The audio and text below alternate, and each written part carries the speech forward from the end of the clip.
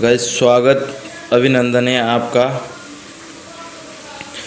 तो आज का अपना नया टॉपिक रहेगा राजस्थान की 1857 की क्रांति। इस क्रांति को इतनी अच्छी तरह से देखना क्योंकि हर एग्ज़ाम में इसमें से एक क्वेश्चन टपकता है या एक क्वेश्चन छपता है। तो क्रांति के बारे में सारे मुद्दे पे बात करेंगे और क्रांति को इतने अच्छी तरह से पढ़ेंगे कि इनमें से कहीं से भी क्वेश्चन बनाए एग्जामिनर, हर क्वेश्चन का आंसर आपको आना चाहिए।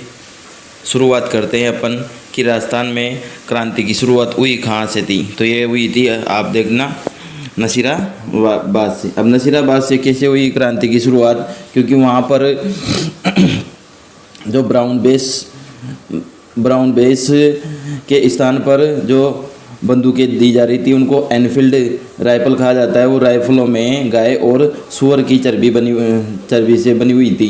तो उनका विरोध अपने जो सैनिक थे वो कर रहे थे। लेकिन इसकी शुरुआत मेन रूप से हुई थी कहाँ से? ये इसकी शुरुआत हुई थी बैरकपुर जो सैनिक छावनी है 34वीं एन बटालियन, उनमें जो पश्चिमी बंगाल में क्रांति से पहले जो सैनिकों के द्वारा लोहे की बनी बंदूकों को ब्राउन बेस के स्थान पर नई बंदूकें एनफील्ड राइफल का प्रयोग किया जा रहा था। तो उनमें गाय और सूअर की चर्बी बनी हुई थी। तो उनका विरोध एक यूपी के ब्राह्मण जाति के सैनिक ने किया था, उसका नाम था मंगल पांडे। अब समझोगे आप, मंगल पांडे था तो मंगल पांडे ने उसका विरोध किया। अब मंगल पांडे ने उसका विरोध किया तो उसका विरोध करने के लिए मंगल पांडे ने उसकी सेना में अविश्वास फैला दिया और सेना को लगभग 2-3 अधिकारियों को गोली से भून दिया। फिर उसको गोली से भूनने के बाद में अंग्रेज अधिकारियों ने पकड़ लिया और पकड़ने के बाद में 8 अप्रैल 1857 को मंगल पांडे को फांसी दे दी गई थी। फांसी देने के बाद में फिर क्रांति की शुरुआत हुई थी। फिर क्रांति की ज्वाला पूरी भभक उठी थी अच्छी तरह से और भारत में क्रांति का फला सहित भी इसी मंगल पांडे को जाता है श्रेय। तो शुरुआत करते हैं अपन क्रांति की कि राजस्थान में क्रांति कैसे हुई। राजस्थान में क्रांति हुई थी तो क्रांति की शुरुआत 28 मई 1857 को नसीराबाद से हुई। अब क्वेश्चन के माध्यम से बताएंगे, हर क्वेश्चन में व्याख्या सहित दिए गए हैं। तो क्वेश्चन को देखिए। फर्स्ट क्वेश्चन है, कोटा के क्रांतिकारियों में मेजर बटन की हत्या की योजना कहाँ बनाई थी? अब देखो, जो मेजर बटन की कोटा के क्रांतिकारियों ने हत्या की थी तो उसकी योजना बनाई कहाँ थी? क्वेश्चन पूछा गया कि योजना कहाँ बनाई थी। तो योजना बनाई थी, देखिए आप, योजना बनाई थी मथुराधीश मंदिर में, मथुरेश मंदिर कोटा में। अब देखना एजेंट आ गए। जब एजेंट क्वेश्चन में दे रखा है कि कोटा का मेजर बटन क्या है, एजेंट है, तो एजेंट के बारे में पढ़ लेते हैं अपन।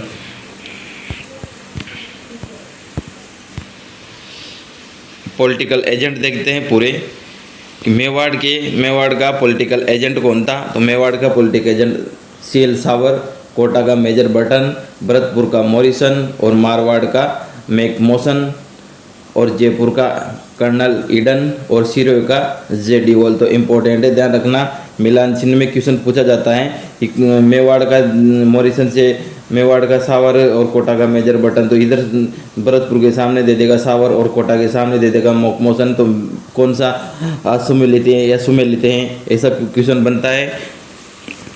अगला क्वेश्चन देखते हैं अपन। क्वेश्चन रहेगा दूसरा, कोटा के पॉलिटिकल एजेंट की हत्या कब की गई थी? तो हत्या कब की गई थी कोटा के पॉलिटिकल एजेंट की? 15 अक्टूबर 1857 को इसकी हत्या की गई थी। और इसकी हत्या की गई थी तब वहाँ का शासक, कोटा का शासक कौन था? राम सिंह द्वितीय। कौन था? राम सिंह द्वितीय। अब राम सिंह द्वितीय को जो कोटा की, अब कोटा में सैनिक छावनी तो थी, लेकिन यहाँ पर विद्रोह नहीं हुआ था 1857 क्रांति का। यहाँ पर एक तरह से जन विद्रोह हुआ था, जो जनता के द्वारा विद्रोह किया गया था अपने शासक के खिलाफ। जो शासक थी उसकी नीतियाँ अंग्रेजों से मिली हुई थी, इसलिए उनके जो जनता के द्वारा अविश्वास फैल गया था जनता में और जनता ने ही जन विद्रोह कर दिया। जनता में जन विद्रोह किया था तो 2 आदमी थे जिन्होंने उनका नेतृत्व किया था, जयदयाल और हरदयाल मेहराब खां। इन्होंने राम सिंह द्वितीय को बंदी बना दिया और वहाँ का पॉलिटिकल एजेंट था मेजर बटन। तो मेजर बटन की हत्या करके उसको सारे कोटा शहर में घुमाया और घंटा करके जो चौराहा है उसमें उनकी गर्दन लटका दी और उस गर्दन को एक लकड़ी पे पहना कर सारे शहर में घुमाया गया था और बाद में उसको राम सिंह वो घंटाघर चौराहे पे जाकर लटका दिया। और उसके दो पुत्र थे, सेल्डन और ईथकोट जना ऐसा नाम है, जिनको भी मार दिया था। एक डॉक्टर को मार दिया गया था। तो इसमें बहुत नुकसान हुआ था। अगला देखिए क्वेश्चन नंबर 3, कोटा के विद्रोह के समय वहाँ का शासक कौन था? तो वहाँ का शासक बताया मैंने आपको, राम सिंह द्वितीय था। कौन था? राम सिंह द्वितीय था। अब शासक जब देख रहे हैं तो वहाँ का कोटा का शासक ही क्यों देखे, सारे का शासक देखे कौन कौन सी रियासत में कौन कौन शासक था, तो इनको भी इम्पोर्टेंट ध्यान रखना अच्छी तरीके से। जैसे उदयपुर का देखे तो अपन स्वरूप सिंह, जोधपुर का तख्त सिंह, जयपुर का राम सिंह द्वितीय, जैसलमेर का रणजीत सिंह, बीकानेर का सरदार सिंह और कोटा का राम सिंह द्वितीय। अगला टोंक का नवाब वजीरुद्दौला और सिरोही का शिव सिंह। तो चारों देख लिए अपन ने। इनसे भी कुछ क्वेश्चन बन जाता है। रियासत और शासक पूछ लिया जाता है कि यहाँ का शासक कौन था 1857 क्रांति के समय, बीकानेर का शासक कौन था 1857 क्रांति के समय। अच्छा एक क्वेश्चन बताऊँ मैं कि जो बीकानेर का शासक था सरदार सिंह और ये जैसलमेर का शासक था रणजीत सिंह। तो जैसलमेर के शासक ने 1857 क्रांति में भाग नहीं लिया था और बीकानेर के शासक ने सरदार सिंह ने 1857 की क्रांति में भाग लिया था। लेने के बाद भी इन्होंने अंग्रेजों का साथ दिया था, क्रांतिकारियों का बिल्कुल साथ नहीं दिया था।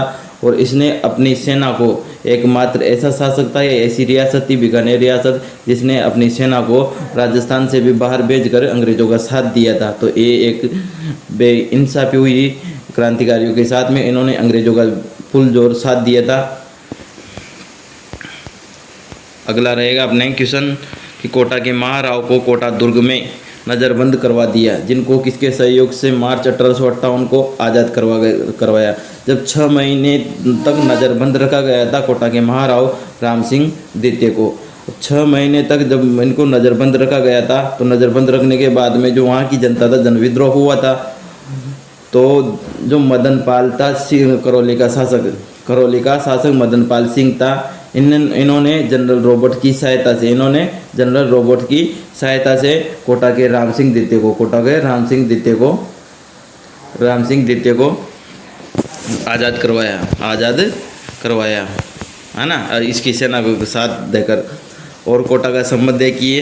अगला किससे है कि नारायणी और भवानी सैनिक टुकड़ियों का संबंध भी कोटा से। जयदयाल मेहराब खां और लाला जयदयाल, इन्होंने नारायणी और भवानी सैनिक टुकड़ों का गठन किया था। अगला क्वेश्चन रहेगा, राजपूताने में फांसी पाने वाला 1857 की क्रांति में एकमात्र मुस्लिम क्रांतिकारी कौन था? तो है मेहराब खान था। ये कोटा का रिसालदार था जो 1857 की यहाँ कोटा का क्रांतिकारी था। 1857 की क्रांति में कोटा का क्रांतिकारी था, मुख्य क्रांतिकारी था। इन्होंने इसको एकमात्र मुस्लिम क्रांतिकारी को फांसी दी गई जिसमें नाम आता है मेहराब खां का, तो कोटा में दी गई थी। क्वेश्चन बन जाए आपके कि एकमात्र मुस्लिम क्रांतिकारी को फांसी कहाँ दी गई थी 1857 क्रांति के दौरान, तो वह दी गई थी मेहराब खां को कोटा में। अगला क्वेश्चन देखिए, किस छावनी के विद्रोह में चलो दिल्ली मारो फिरंगी का नारा दिया गया? तो इसका आंसर हो जाएगा आपके एरिनपुरा। किसमें? एरिनपुरा जो सैनिक छावनी है, तो सैनिक छावनी में चलो दिल्ली मारो फिरंगी का नारा दिया गया था। अब देख लो, सैनिक छावनी अगर पढ़ रहे हैं अपन तो राजस्थान में सैनिक छावनियाँ थी 6। अब 6 सैनिक छावनियाँ पढ़ते हैं पूरी। देखिए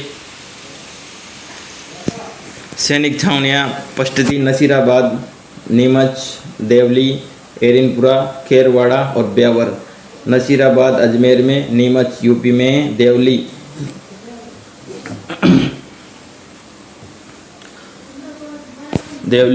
एरिनपुरा पाली में, खेरवाड़ा जोधपुर में, ब्यावर अजमेर में। अजमेर में 2 सैनिक छावनियाँ थी। अजमेर में कितनी सैनिक छावनियाँ थी? 2 सैनिक छावनियाँ थी। कितनी? 2 सैनिक छावनियाँ थी। अब देखो वर्तमान में जो नीमच है ना, तो नीमच सैनिक छावनी वर्तमान में तो एमपी में है, लेकिन पहले उदयपुर में थी जो नीमच सैनिक छावनी है ना। ये नीमच सैनिक छावनी पहले उदयपुर में थी, है ना। उदयपुर में थी। जो खेरवाड़ा सैनिक छावनियाँ और नीमच सैनिक छावनियाँ दोनों अब प्रेजेंट टाइम पे एमपी में चली गई। अगला देखना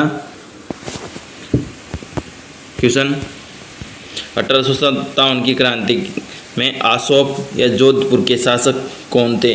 तो शासक बताया आपको शिवनाथ सिंह। कौन थे 1857 क्रांति के समय? आसोप या जोधपुर का शासक कौन था?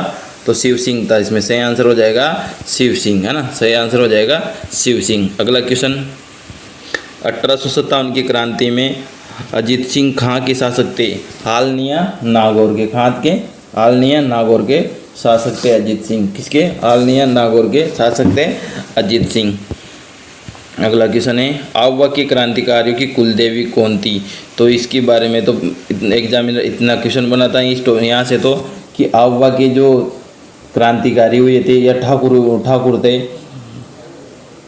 कुशल ठाकुर थे, तो उनकी देवी थी, आराध्य देवी थी सुगली देवी। और सुगली देवी के बारे में कहा जाता है कि ये 1857 की क्रांति की देवी भी कहा जाता है। इसको 10 सिर और 54 हाथ वाली देवी भी कहा जाता है। आबू के ठाकुरों की आराध्य देवी थी ये, और इनको अभी वांगड़ जो वांगड़ संग्रहालय उसमें रखा गया है इनकी मूर्ति को। और वांगड़ पड़ता है पाली में। कहाँ पड़ता है? पाली में। देखो आवा की जो आवा में क्रांतिकारियों के द्वारा जो अंग्रेजों के क्रांतिकारियों के बीच में युद्ध हुआ था, इसमें खुशहाल सिंह चंपावत थे जो क्रांतिकारियों का इन्होंने साथ दिया था। इसमें फर्स्ट युद्ध हुआ था बिथोड़ा का युद्ध 8 सितंबर 1857 को, जिसमें हीत कोट व जोधपुर की सेना ने भाग लिया था, जिसमें खुशहाल पाल सिंह की विजय हुई थी। अगला युद्ध हुआ था काले गोरे का युद्ध, जिसे चेलावास का युद्ध भी कहा जाता है। 18 सितंबर 1857 को हुआ था। मैकमोसन और लॉरेंस ने भाग लिया था।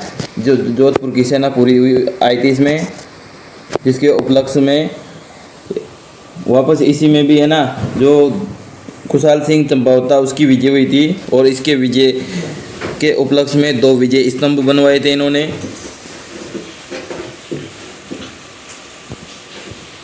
अगला क्वेश्चन है, बिथोड़ा का युद्ध कब लड़ा गया था? तो 18 सितंबर 1857 को बिथोड़ा का युद्ध लड़ा गया था। इसमें जोधपुर शासक महाराज तख्त सिंह तथा हीतकोट के बीच में ये युद्ध हुआ था और विजय हुई थी। किसकी हुई थी? खुशहाल सिंह चंपावत की विजय हुई थी।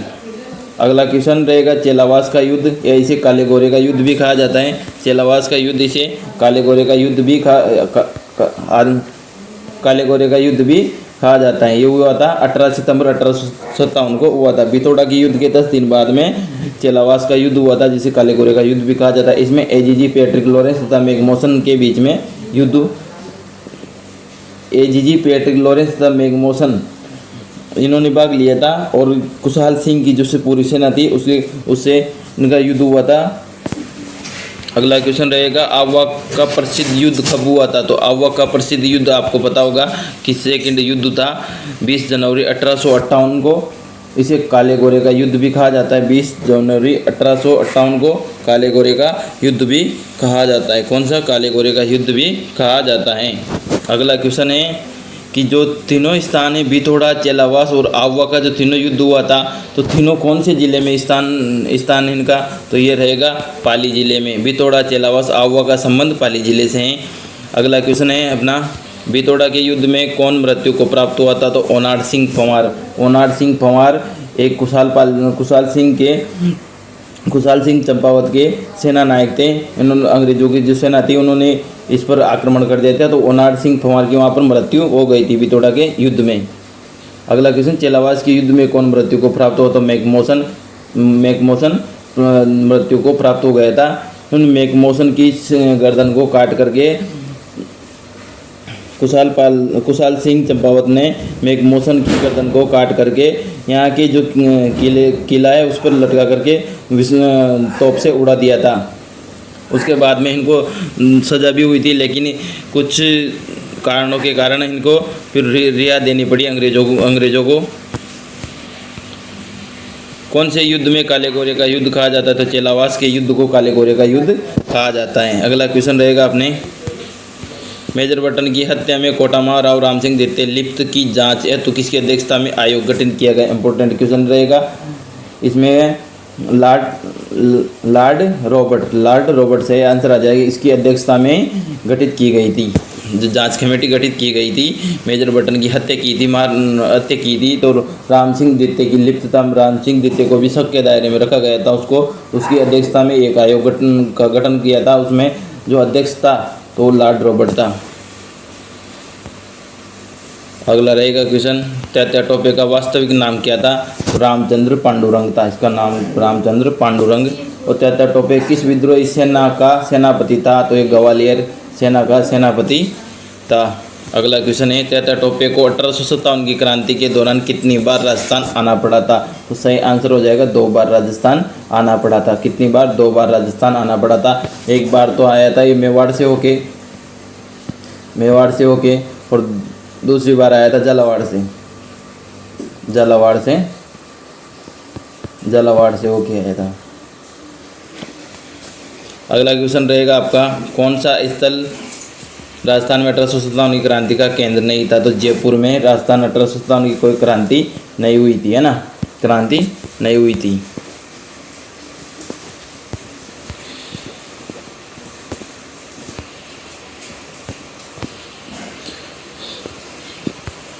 बाईसवा क्वेश्चन रहेगा, क्रांति में जैसलमेर रियासत में विभाग नहीं लिया था, मैंने बता दिया आपको स्पष्ट में इसका।